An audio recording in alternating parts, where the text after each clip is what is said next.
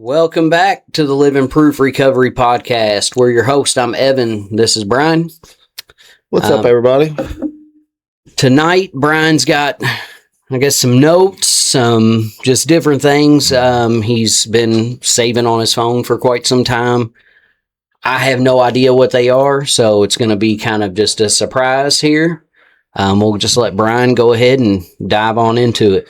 Yeah, I don't know necessarily what all these are either, because some of these they go way back, and I have an idea just because I scrolled through them real quick. But so these are, I was telling you a minute ago, these are all just notes that I've taken, things that I've heard in meetings, on other podcasts, on speaker tapes, things like that that I thought were helpful.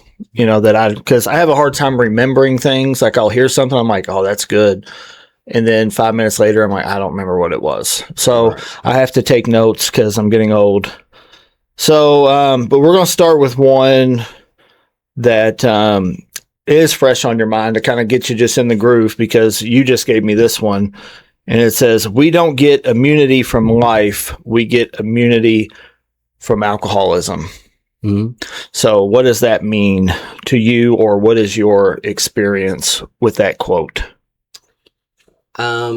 We don't. So that was actually something my wife had sent me from the quarterly that she heard from the speaker in the quarterly.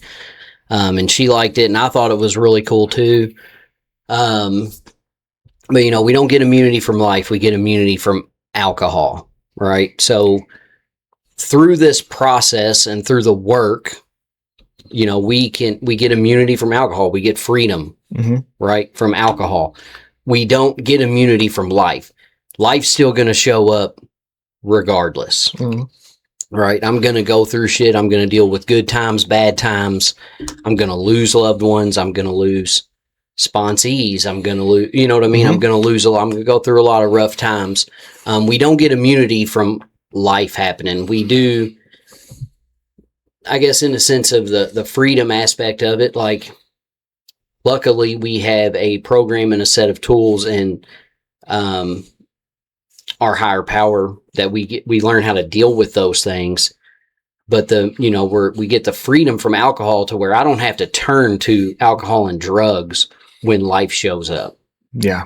Protection. Right. We have the protection. Mm-hmm.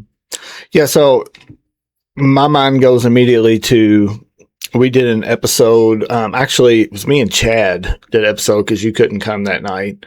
And we were talking about how someone was posting about how AA basically is a lie, and how the 9th step promises aren't real because life was happening in this individual's life, and that's just not the case. Like it never says that life isn't going to not going to happen just because you got sober, or you're not going to have adversity because you quit drinking or you did the steps. Like that's just not reality. We do have immunity from our alcoholism, and we have a daily reprieve based on if we keep ourselves in fit spiritual condition, mm-hmm. right? And it says in the book that those things materialize if we work for them, right? So, but that doesn't mean that it means I'm going to know how to deal with these things when they happen. Doesn't mean they're not going to happen. They're still going to happen. People are going to die. People might leave me. I might have financial troubles or whatever the situation, just might go through a rough patch. Mm-hmm. Like it happens. Yeah. Right. And we're not immune from that. It's not a superpower that we don't have to deal with life anymore. Mm-hmm. That's just not the case. I wish it was. That would make things so much easier. Yeah. Like, I don't think anyone would relapse if we didn't have to deal with anything, but what's the point in that? If we're immune from everything, then there's no need to grow. Yeah. There's no need to get better at anything. So, I think that was really good, because I think sometimes that we have this false sense of just because I quit drinking, like everything's automatically just gonna straighten out and be better.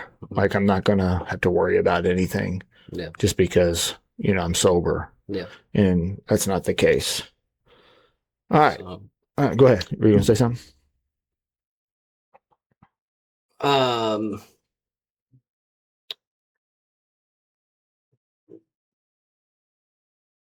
No, go ahead. Sorry. Okay. Sorry. How about this one? We move at the speed of pain. Mm. Yeah, I guess from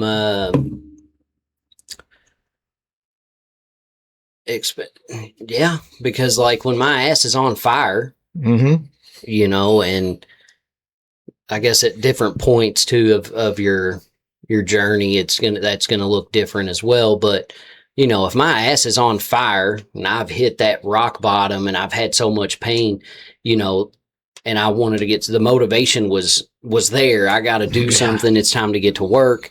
And then as time passes, I'm guilty of it too. Like, sometimes I approach it differently. Mm-hmm. You get what I'm saying? Yeah, like I might, for sure. I might approach it differently, but yeah, typically, depending on the level of pain, Yeah.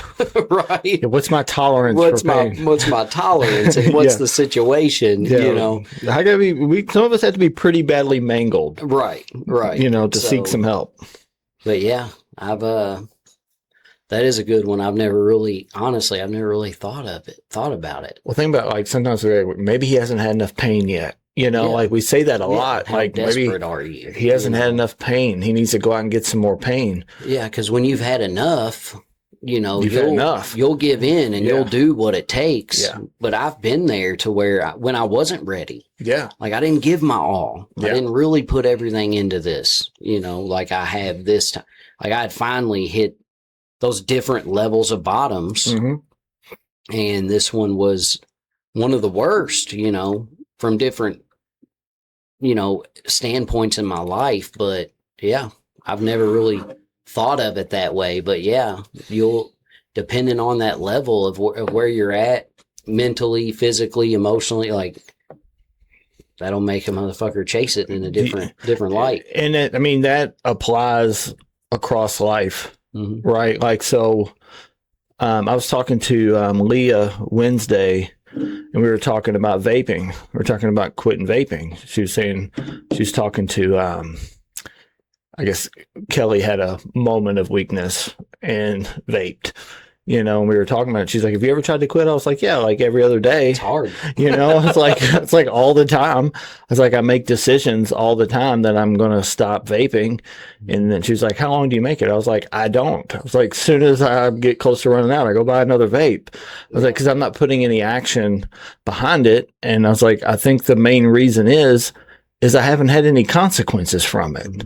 There's no pain there. There's nothing motivating me other than I don't think it's good for me, right? But it's not like my throat hurts or I'm out of breath or the doctor's saying, hey, you're going to get cancer, like something like that. There would bring pain about, and it would kind of kick my ass into gear, but I'm comfortable. Yeah. So there's not the motivation or the desperation to quit, right? Like, or it's not killing my bank account. But if it was, that might give me some more pain, some motivation to go, okay, maybe I do need to, it's just, there's no level of desperation to do it. Yeah. It's just it's up here. I want to quit, but it's not in here. Like I need to quit. Yeah. So. And I will, on that note, shout out to my mama who is 36 days without a cigarette today. Let's go. Come on, mama. Come on, somebody. That's awesome. Good for her, man. Yeah. Good for her. It's hard to quit, man. Cause like for me, like I was telling Leah, I was like, like people aren't not wanting to be around me because I'm vaping. It's not like with drinking where people are like, hey, let's not be around this guy. Right. I'm not getting a DUI because I'm driving under the influence of this fogger, like that's not happening, so there's not the motivation there. There's not the consequence there. So I think that just in itself makes it so much harder because it's not, yes, it's detrimental to my health, but it's not something that I'm feeling right now. Right. Right. As far as drugs and alcohol, I was feeling it immediately, you know? Yeah. So, all right. Don't pray for a hole while you're leaning on a shovel. Yeah. I mean, we can pray all day long and whatever it is, we can pray for it all day long. But if we're not putting some action behind it, you know, those things aren't going to just appear. Yeah. You know, the magical hole just appeared. Right. You know, same way with, you know, they even finding your higher power, like, takes action. And that's not, you know, that's what they say, you find God with your feet. Right? You got to do the work. You got to put the work in. He will show it to you, but you've got to put some action in there to get the rewards. Yeah, we say it all the time, right? God will do for you what you can't do for yourself. You know, yeah, I can pick up a shovel and I can start digging. That's something I can do. Yeah. Right? Like, so I can pray for the strength to do that. You know, but if he's giving me the shovel, it's on me to dig. Right. You know, so I've got to do what I can do. I can't just sit back and pray for something and just expect it to magically happen without me doing any of the footwork. I'm responsible for the footwork. Yeah. You know, I'm not responsible for the outcome or the result, but that is something I do have the control over, is my attitude and my effort. Yeah. If I'm putting in the effort, then it'll get taken care of. I don't know what that looks like, but it'll get taken care of. Yeah. Yeah. How about this one? Since we both have kids, I thought this was good. If you don't want your kids to grow up like you, stop being like you. Yeah. Because they're watching. Yeah. You know, they're watching everything I do. So if they, like, my boys, for example, you know, just kind of an example, not just from the using and drinking standpoint. Obviously they don't see me do those things. So, you know, they don't have that in their face. So hopefully they don't ever turn to that. I don't know if they will or not, but, as far as just being present, being a father, being a husband, seeing how I treat their mother. You know, I wasn't the best to women, right? I was a womanizer, you know, and obviously, you know, they're watching everything we're doing in our lives. So to just be that example, right? They're watching everything that we're doing. So that's obviously the best way for them to not turn out like me is to change everything, you know, change everything that I used to be, in the past life. Right. And sometimes I need some help with that. Right. Just like, the book that we were told about that I've started reading, you know, Raising a Modern Day Knight. Like, is it good? So far, what I've come across, yeah, it's been pretty good. It's one of those books that I feel like I'll probably need to read like twice. There's how I'll read some of it. Right. I'll probably need to read it again after I read the first time. But yeah, like I want my boys to grow up and do the right things. But that starts with me because I'm who they're watching right now. You know. Yeah. So my situation is a lot different. You know, all of my kids saw me out there. You know, they saw me. I hid some of it, but they still see. You know, they see more than what we realize, and it's affected my kids, and that sucks. You know, but it says we can't regret the past nor wish to shut the door on it, right? So I have to lead today by example that just because, so it's kind of worked in my favor in a way, right? Because I can actually go to my kids now, not from this mountaintop of, hey, I've never screwed up. Like when they screw up, I can go, hey, been there. Like I've screwed up plenty of times. You've seen it. Now you see me now. Yeah. You know, so I can help you get from point A to point B. Like, let's look at this from a totally different angle than the way we would normally look at this, right? Because I'm not the same person that I used to be, right? So, and that's good for them. Like, they get to see that. They get to see that your mistakes don't define who you are. Yeah. You know, and I think that carries a lot of weight with our children, especially as they try to navigate through their, you know, young adulthood. Yeah. You know, like my kids are, you know, a lot older than yours, you know, so like they're in between like 18 and 21. Most of them, like 3 of them are. Well, our daughters are about the same age. Yeah. So, you know, but they get to see like, you know, like, hey man, you don't have to make the same mistakes that I did. Mm-hmm. You know, like I can help you try to avoid some of these pitfalls that you don't have to step in, you know, so. You know, that, I had a couple notes on my phone too, not necessarily from things I've heard in meetings and stuff, but you know, I was going to speak at a high school to kids. So I took some notes, and, one of them that I think is important, especially for younger kids nowadays, is it was more statistics, right? That I was going to talk to these kids about. But so like last year, Kentucky was number 3 in the country in overdose deaths, right? Number 3 in the country. And ages 15 to 19. So high school kids, my daughter's not far from that, right? So I think it's important for us to talk to our kids about these things too, especially as they get closer to that age. The ages of 15 to 19, there was 36 teen fatalities as far as driving goes. So there's 36 teenagers last year, 15 to 19 that passed away from a car accident, but there was 119 deaths from overdose between ages 15 to 19. Wow. You know, it's so be the example. Yeah. You know what I mean? And we have to figure out how to talk to our kids about these things as well. Yeah. And all those things are preventable.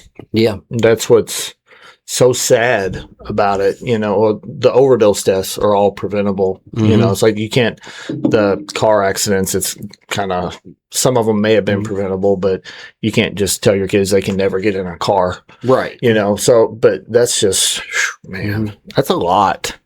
It's like one study, like you don't want to be in the top 5 on. Right. You know, absolutely. like that's, Jesus. Let's see here. We aren't here to mop up mess. So I'll go first on this and just kind of give you a little context, right?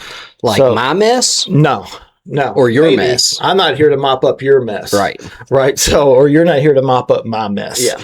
Right. So I was listening to this podcast, and they were talking about how in Europe, what they used to do with like alcoholics and mentally ill people when they were in like sanitariums and stuff, when they were trying to transition them to go back out into society, a test that they would give them is they would like lock them in a room or like a closet that had like a sink in it. Okay. And they would turn the water on and they would pull the stopper and they would leave them in there with a mop. And they would come back hours later and they would check to see if they were still in there just mopping up water, that they weren't ready to go back out into the world because they didn't know how to problem solve. But if they cut the water off, they unplugged the stopper and let the water drain out, and they cleaned up the whatever mess was in there, that they were ready to go back out into the world because they were able to solve simple problems, right? They're able to identify a problem, come up with a solution for it. And like a lot of them couldn't do that because they would just let the water keep running and just be in there for hours mopping up water. Yeah. Right. So the point with recovery is like, we're not here to mop up people's mess, right? We're here to show people, help them identify a problem. We have the Help solution. them, show them the solution, and then they can go out into the world and learn how to identify problems, Right. identify solutions on their own, Mhm. and not be so dependent on other people to do everything for them. Yeah. Does that make sense? Yeah, absolutely. I mean, because that's what we're doing with the 12 steps. Mm-hmm. You know what I mean? We're here. It's all right here in black and white, right? And it's laid out before us. Yeah. Here's the problem right here. Right. Here's the solution. Now I have to be the one to put it into action. Yeah. That's what I was talking about. We're not here to mop up messes. I'm here to mop up my mess, Right. but I got to figure out how to do that. Right. Right. Yeah. I can't clean up your shit. Right. I can't clean up my sponsee shit, but I can help them and show them a way. Got to show them a way to where they can unplug that stopper Right. and turn the problem off so it doesn't keep getting worse. So they're not just constantly mopping up the same mess. Right. Right. Because that's what we do a lot of times. You go in meetings or whatever, or you're talking to sponsees, and it seems like it's always the same kind of thing. Mm-hmm. It's like, bro, we've been talking about this for 4 weeks now. Yeah. Stop doing that.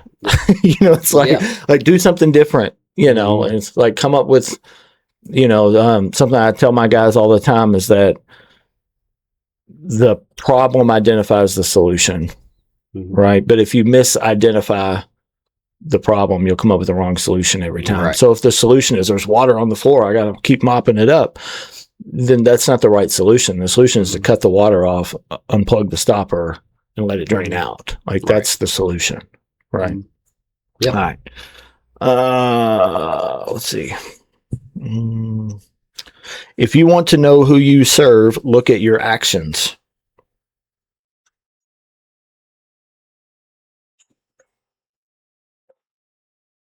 If you want to know who you serve, look at your actions. Mm-hmm. Yeah. So, how are you living? Are you living in God's will or are you living in your own? Yeah. I can take my will back real easy and do what Evan wants. Yeah. But today I try my best to do the next right thing, and I have to be able to even stop and think in situations and pray on it. And, if I might think I'm doing the right thing, but I'm not perfect. So sometimes I have to be able to stop and really think about it before I react. Right. But yeah, if I'm serving my will, I know what happens. It's typically not the right things. Now it's changed over the years, obviously, it's become easier to just not do Evan's will. It's hard to let go. It is hard to let go. But yeah, how am I living? How are we living today? What's our character? Yeah. So I think for most of my life, anytime I ever let go of something, it was just to get a better grip on it. It's like I just need to loosen up and let go for a second just so I can get a tighter grip on it, so I can get a little more control over it, right? But I would never let go. Yeah. So now I'm the same way. It's like there's times where I'm like, man, yeah. And I know I can identify it now. Right. Sometimes not right away, but usually what'll happen is if I'm serving me, then I usually end up stepping on the toes of other people. I get resentful. Yeah. I get in fear. I have guilt over things I've done. Yeah. And I'm just not living right. I'm just not living right. I'm just a self-will run riot. It doesn't take long for that stuff to pile up. It doesn't take long at all. So what are my actions? What am I doing? Like what versus what am I saying? Mhm. You know, I might talk a good game, right? Like I might sound like I'm living in God's will by what I'm preaching to you or how I'm telling you how I'm living, but how am I really living? Right. You know, and the actions always show. Like Mhm. Tanya told me one time, she was like, just look at the fruit, Brian. Just when you're dealing with whether it's yourself or other people, the fruit never lies. Like if the fruit's rotten, then don't listen to what they say. Right. Just that simple. Yeah. Right. Because I asked her, I was like, well, how do I know if this person is trustworthy or whatever? Just look how at the they fruit. move. Look at the fruit. Yeah. You know, like if it's rotten as fuck, Mhm. keep it moving. Right. You know, it's just that simple. And I mean, but I have to look at myself that way too. Yeah. Like, Absolutely. what fruit am I producing right now? Am I cussing people out? You know, am I being a dick? You know, or am I being judgmental? Yes. Right. Yes. I told Sean today, I was like, that's something that just has not quite been removed yet. Yeah. Is my judgmentalness, right? But it's gotten better. Yeah. But it's not gone. Yeah. It's for sure not gone. Let's see. This one's a long one. Let me see what this says. I'm gonna read it all first. Oh no, we've already talked about that on here before. All right, faith is about outlook, not outcome. Yeah. Putting your faith into, especially putting your faith into something you can't see is hard, Mm-hmm. right? I mean, that's what faith is. Right. Yeah. But you know, it's not easy to do, especially in the beginning. You know that because I'm the type, for me, like I need physical. I've always needed physical. I need to see it. I need to be able to Something touch tangible. it. Yeah. I need something that I could control, Mm-hmm. right? But I have to be able to put some faith out there that, you know, God's in control, and whatever's gonna come is His will, right? Mm-hmm. So that's I already forgot what the quote said there.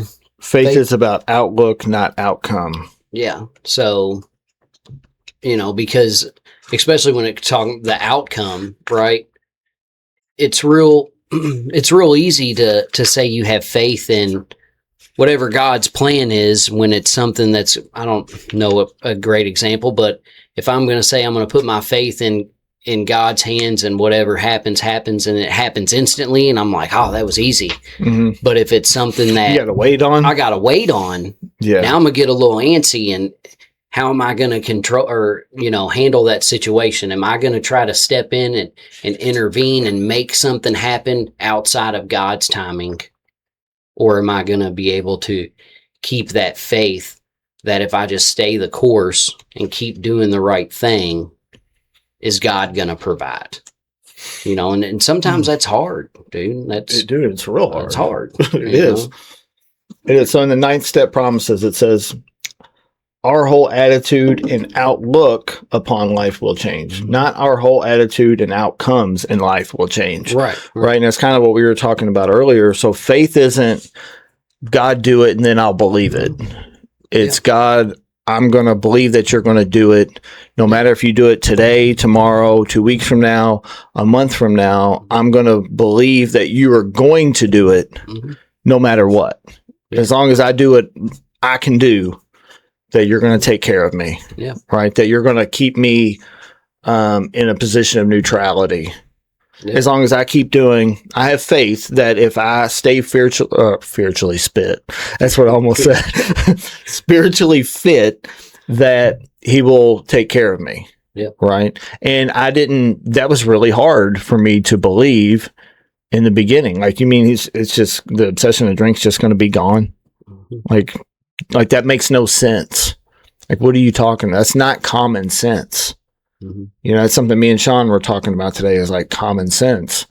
Like, a lot of the things that we deal with aren't common sense. It's contradictory in recovery, right? It's like, oh, I'm just going to do these things. And all of a sudden the thing that I've wanted to do my whole life is just going to be gone. Like, well, yeah, that's what's going to happen. You have to have faith. Well, what do you mean? Right. Like, how does that work?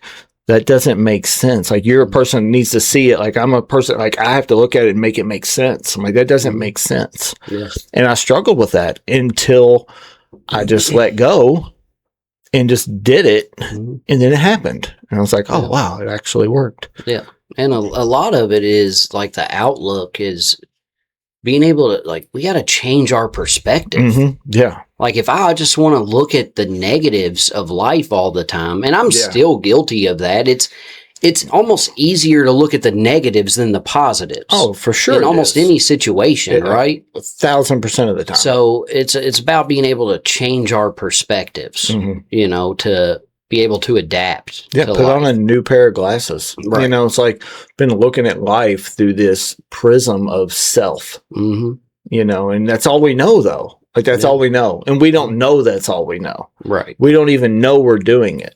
It's like, I've been doing it since I was a kid. Yeah. Like, that's just how I operate. Yeah.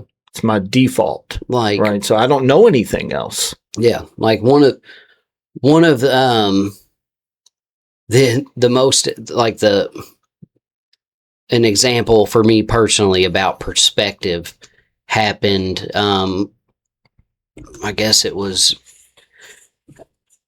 a year ago. Yeah, a year ago. So we had just moved into the new house, you know, and then 6 months into it, we're throwing my son a birthday party. And I'm bitching the whole time about how fucking hot it was outside and all, and you know, I'm just fucking crying about I'm hot, so hot. And, you know, and my wife hit me with, yeah, it's hot, but you get to throw your son a birthday party. Yeah, suck it up, sack up. You know, and I was like, man, you know, so that was always one that stuck out. So we just had that birthday party last month. Still warm at that time, but I made sure to, you know what? I'm not the only one that's going to be fucking warm out here today. Yeah, right. But here we are with family and friends. I'm the only person that feels temperature. No one else feels it. Yeah. You know, it's things like that. You know what I mean? We just got to be able to change our perspectives on it to the positives. Yeah. I mean, it's hard to do, you know, and get vulnerable for a second. Like a week and a half, 2 weeks ago, you know, my son was in the hospital, you know, drug overdose. And the perspective I had on that. So the next day I go to my mom and dad's and I'm telling them what happened, you know, because it happened in the middle of the night. So they didn't know, you know, that night. So the next day I go over there and I'm telling them what happened. And my mom was just like, maybe today will be a better day, you know, because I was having a rough day, you know? Yeah. And I was like, Mom, it's already a better day. I was like, my son's alive. You know, I was like, that's the perspective that I chose to look at it through is like, I get it. We get another shot. My son is still alive. Like, that's a blessing. That's a good thing. He didn't die, you know? So that's the way I chose. See, that's one of the choices we have, right? I choose my attitude and my outlook, how I view it. I could have viewed it very easily of, oh man, this is so hard. My life sucks right now. Self-pity city.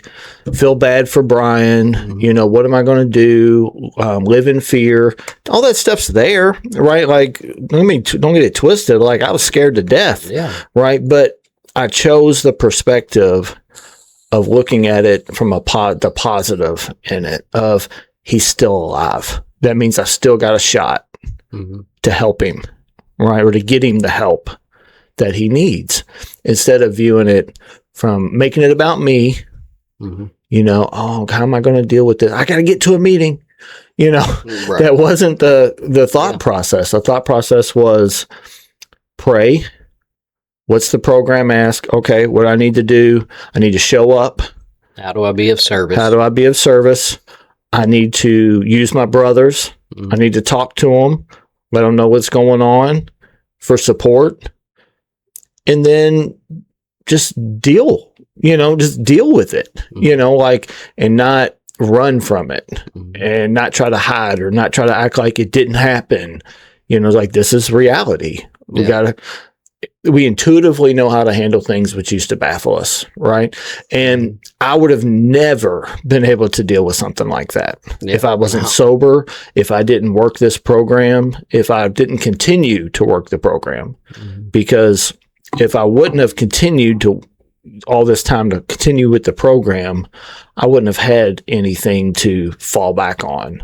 What kind of program would this be if it only worked when things were good? Yeah. That'd be a pretty shitty program, but it works when things are good and when they're bad. Yeah. So I was able to lean on some people. I was able to lean on my higher power. I didn't go and share on it in a meeting. That's just not what I do. Like I use you, Joe, Tony, my sponsor, my parents, my wife. I talk to my other children about it. Like that's who I talk to. Some things I think are just not meant to be said in a meeting. Yeah. That might be something for someone else to share, but it wasn't for me. Yeah. So, all right, next one. I think I can remember. It was reconciliation takes two, forgiveness takes one. Yeah. I have to, be able to forgive myself and others, and you know what I mean, to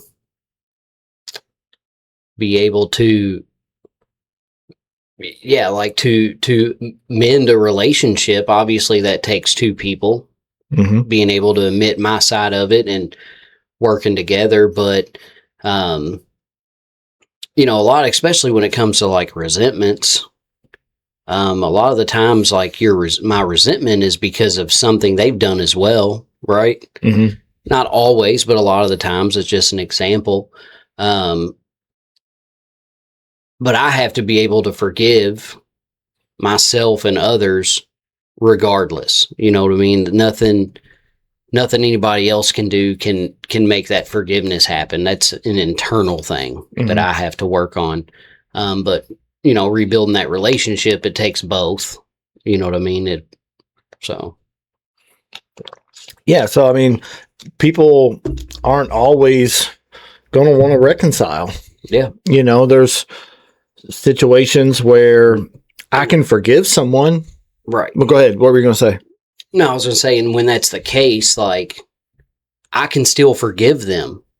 Yeah. Even if we have a falling out and you don't want nothing to do with me anymore. Yeah, you're dead to me, bro. You know what I mean? I can still have forgiveness and forgive you, but I can be okay with that. You know what I mean? It doesn't take you being accepting of everything and wanting to move forward for me to have forgiveness. Yeah. And I used to always kind of think that they were the same thing. Like if you forgive somebody, that means that you're admitting it's okay. It was what they did was okay. And that you have to act like it never happened. And that's not the case, right? Like I can forgive you. Like we've had the same situation with a certain individual. That's what I was about to say. And I know that's what where you were going is like, I've forgiven that person. I want nothing but the best for them. Like I hope they're doing great and I hope they continue to do great. But we don't have to have a relationship. Right. Just because I forgive you doesn't mean we have to have a relationship. Like damage has been done. I'm no ill feelings. At all. I hope you're doing great, but I need to move on. Yeah. Right. So we don't have to reconcile everything and start over or anything. It's like that. It's like we can both go our separate ways and I can forgive you. Yeah. And that just goes back to, because like in that situation, I didn't it took me a long time to get it took you longer than it did me. Yeah. It took me a long time to get to that point of forgiveness, but I have forgiven this individual, but I'm in a different season of life. Yeah. I like you said, I wish the best for that individual and I hope they get great things in their life. But that's just not where that path together of us you know what I mean, having that same relationship. That's just not where I'm at anymore. That's past. And that's, you know, and it's just, it is what it is. All right, moving on. I like this one. You can't set a captive free that doesn't think he's a captive. Yeah. I guess looking at that from maybe a sponsee standpoint. Yeah, a newcomer. You know, a newcomer, like, or someone who maybe one of us that doesn't believe that they are. We might know it's not our job to judge and say they are one of us, because no one can diagnose me except with this disease except for myself, right? No one really know.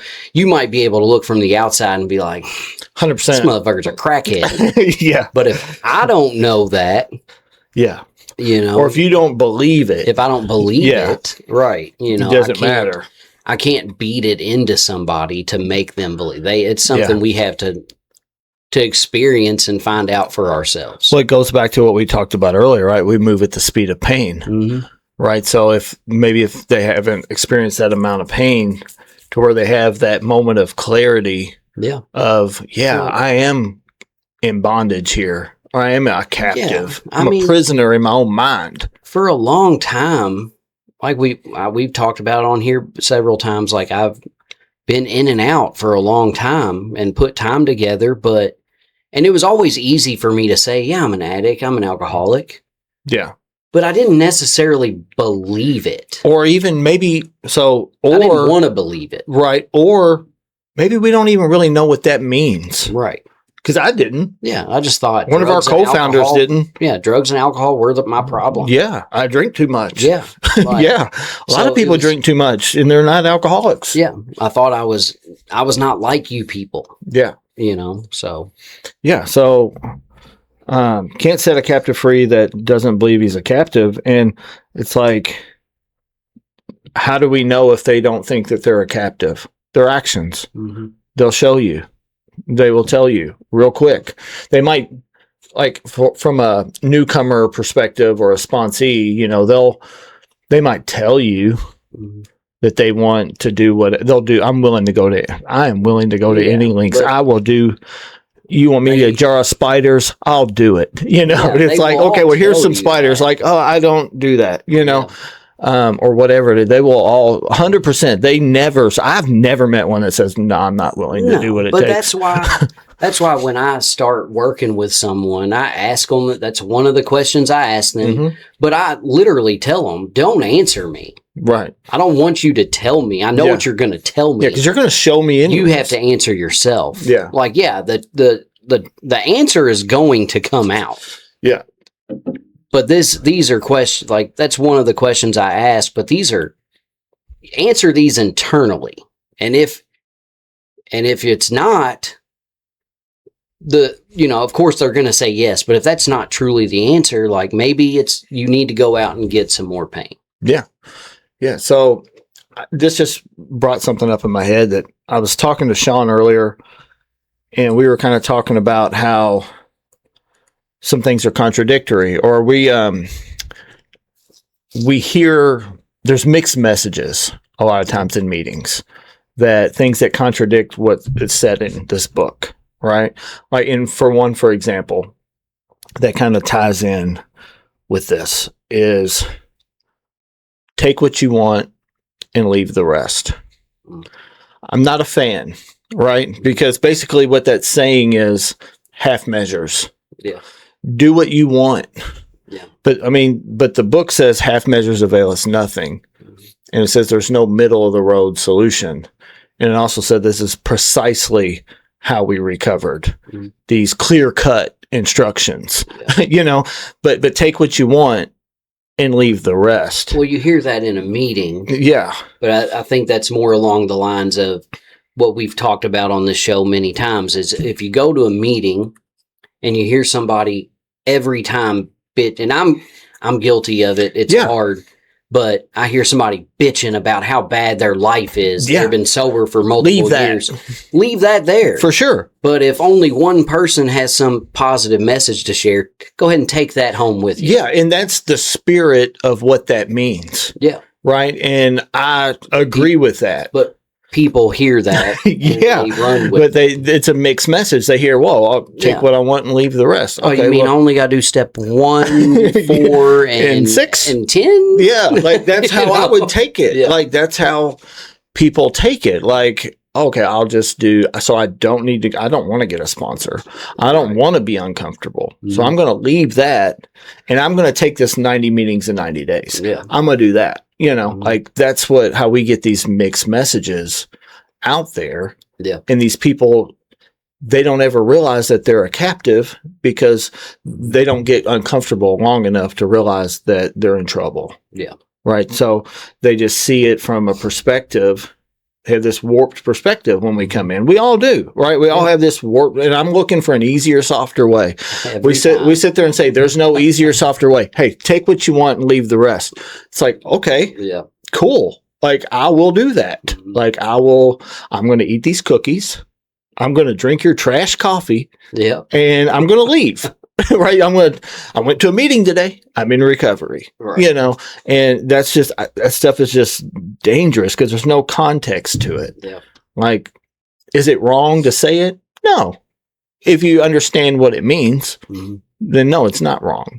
But to the wrong person, to some sick, suffering alcoholic who is selfish and self-centered and wants to do the minimal amount possible, they're going to hear that and think, okay, well, half measures avail me everything. Yeah. You are most qualified to help the person or people you used to be. Absolutely. Yeah. There's no one more qualified to help me than another alcoholic or addict. Yeah. Plain and simple, and I've, that's why I like treatment centers when I've been to treatment centers, and I've had different therapists and, this person might have went to school for years and PhDs or whatever they have, whatever degrees they have, and they're trying What triggers you, Evan? Yeah, and they're trying to talk to me about, it's not the same as someone who is actually in recovery that is a therapist that is sitting across from me. Yeah. Because they understand. They're equipped. They've been in my shoes. I believe that's 100% fact. Yeah, it is. I mean, so think about it, right? If you've been broke and you're no longer broke, you can help people who are broke. Yeah. If you've been broke in and you're no longer broken, you can help people who have been broken. Yeah. If you've been addicted and you're no longer addicted, you can help people who are addicted. If you've been through childhood trauma and you've worked through it and you're on the other side of it, you can help people who have been through that. Like it's in all through life, whatever it is, whatever, if you have experience, people are going to relate to that more than your knowledge. Yeah. And, like for me, an example, like my mom has always been my biggest supporter, my biggest enabler. She would tell me the same. She ain't smoking them cigarettes, though. Nope, not anymore, boy. But she would tell me like the same things that other people. Yeah. But she couldn't elaborate it the way. Yeah, like you don't hear it. Yeah, you don't hear it. It's the delivery. It's the lived experience. Yeah. And this is why growth in recovery is so important, right? Because every time I grow, I'm a new person. That means that I can help more people, right? So at 4 years sober, there were a certain class of people that I could help, right? Because of my experiences. Yeah. Now I've got another year of sobriety under my belt. It's not about the time of sobriety, but it's a time of life lived, experience, wisdom, and I've grown. So now I'm at a different place. So now that means that there's more people that I can help, people that I used to be, right? So that's why growth is so important, because it gives me a bigger pool of people that I can help. Yeah. That can be helpful too. Let's see what else I got. Got some gold in here, bro. That was from 2024. When going out on a journey, don't seek advice from people who have never left home. That kind of ties into the last one I just did. Ties in there to the last one. But I tell guys when I go to the treatment center, and I'll ask them, like, I think you were there with me last time that I asked them this, like, I told them, I was like, Evan's been to my house. Yeah. Like, you have never been to my house. And I asked the other guy, like, who are you going to take directions from on how to get to my house? Yeah. It's pretty obvious, right? Well, if I'm not going to take suggestions from someone who has never been where I've been, yeah. You've never dealt with alcoholism, then I'm not taking your advice. It might be the best advice in the world, but I'm not taking it. Yeah. Like, that you got this other ex-crackhead over here, who might be like, hey man, say the exact same thing. I'm like, oh yeah. Where you know how to get there. Yeah. I'm not going to take directions for somebody that's never been where I'm trying to go. Yeah. That's craziness. Yeah. I mean, that one really is kind of the same thing. Not only do I have an abnormal reaction to alcohol, I also have an abnormal reaction to abstinence. Well, yeah, because I'm still the same motherfucker. Yeah. Like, I'm still the same sick spiritually, mentally, like I'm still the same person if I'm just abstinent or if I'm drinking, right? Nothing's changed. All I've done is remove the alcohol. So I haven't changed and worked on the real problem. And that's what we've talked about on here before, as far as individuals who quit drinking and now they just isolate. They don't do anything for their recovery, right? They're not involved in recovery, but maybe their life does get a little better, but they have shortchanged themselves so much, right? They haven't worked on the real problem and got past the root cause of their issues. Lost the quote. Yeah. So I have an abnormal reaction to alcohol. That's obvious. Yeah. Right. But I also have one to abstinence, meaning you've taken away my solution. Right. And I don't know, I don't know how to function without it. Yeah. Like, I am abnormal around people without alcohol. Like, early on, I was like an ingrown hair. Yeah. I typically get worse. I do. Yeah. If I just take away the drugs and alcohol, I get worse. Yeah. Than when I'm using it, because like you said, that is our solution at that time, and we've now removed our solution with nothing. Yeah. Like, and you don't replace it with anything. Or if I replace it, it's with something that's just as destructive. Yeah. It's gambling, it's porn, it's food, it's spending money. It's, like, I did not know how to live in my own skin. I mean, there's a reason why we drink and use the way that we do. It's because we're uncomfortable. Yeah. Right. And when you take that away, when I'm abstinent, I am so uncomfortable. Like, it might look on the outside like everything's okay. You're not parking the car crooked in the driveway. Oh, you're not spending all your money. All the mailboxes are safe on our street. Like, these are all good things, right? But at the end of the day, on the inside, I'm homicidal and I'm suicidal. Yeah.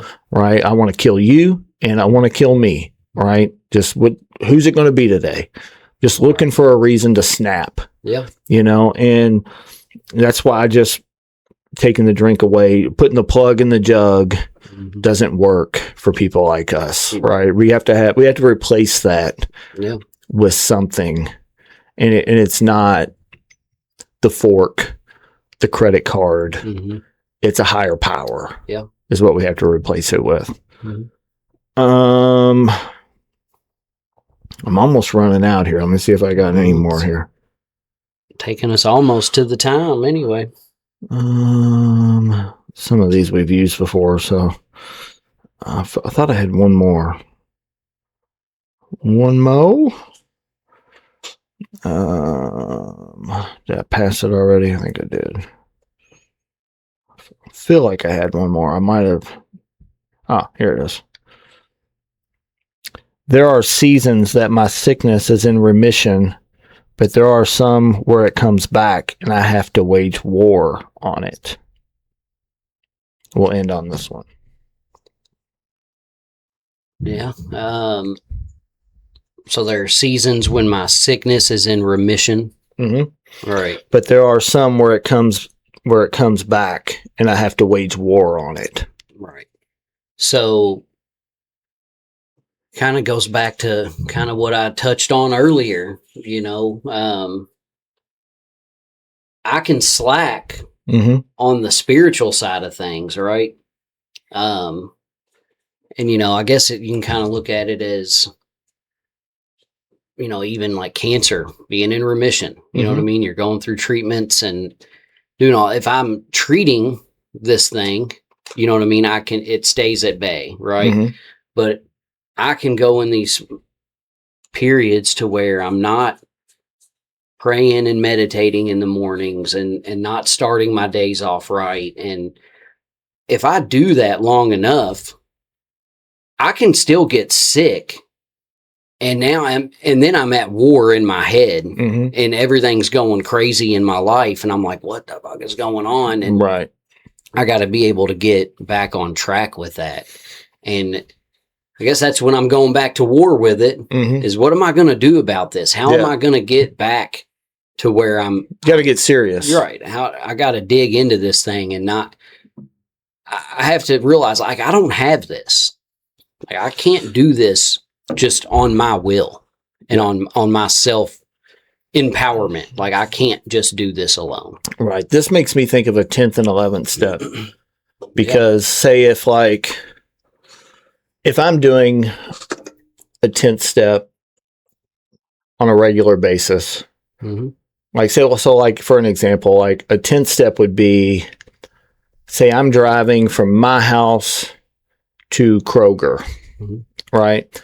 And I miss a turn. A 10th step would be like, oh, hey, I just missed a turn.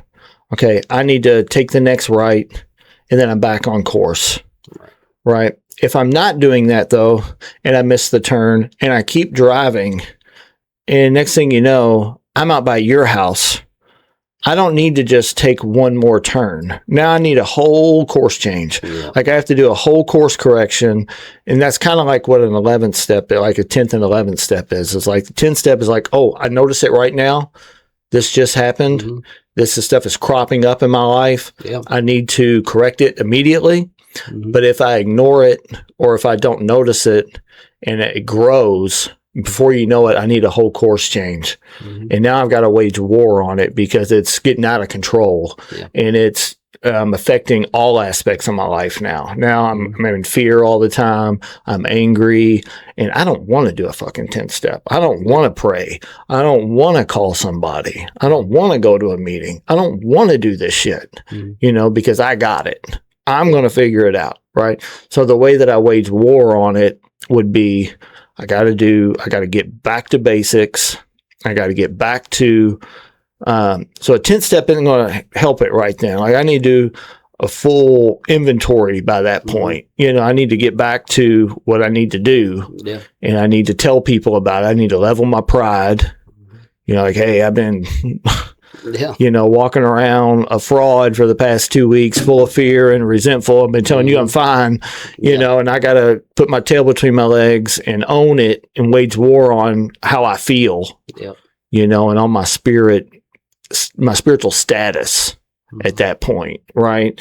And usually I can do that. It doesn't take long to get that way, but it also doesn't take that long typically to get out of it either. Right. If you go at it the right way, if you go at it with some, what's the word?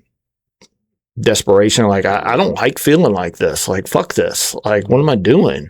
Yeah. Like, I got to change course. What I'm doing is not working. Right. What I'm doing right now is not working. So I need a course change.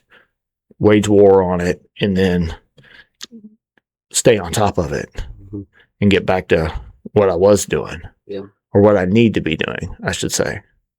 So, that was all my notes, man. Had some other ones in there, but it's all stuff that we've kind of touched on before. So, a little less of a controversial episode tonight. Yeah. But we'll get back next week, maybe piss somebody off or something, or, not that we're trying to piss people off, but, sometimes we got to talk about, we got to tell the truth, right? Yeah. Like, that's why one of the reasons why we wanted to do this is so that we can just be real and maybe spark some conversations with people. Sean called me today and he was like, yeah, you're going to piss some people off with that episode. I was like, Sean, people have to listen to it to get pissed off.